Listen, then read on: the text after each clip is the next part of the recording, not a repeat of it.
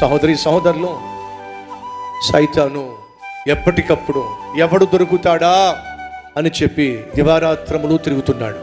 దేవుని రాజ్య వ్యాప్తిలో, దేవుని సంఘ స్థాపనలో, ఆధ్యాత్మికంగా నీ కుటుంబాన్ని కట్టుకునే విషయంలో, సేవలో హాని కలిగించటానికి, కీడు చేయడానికి ఎవడు దొరుకుతాడా అని చెప్పి సైతాను వెతుకుతూ ఉంటాడు.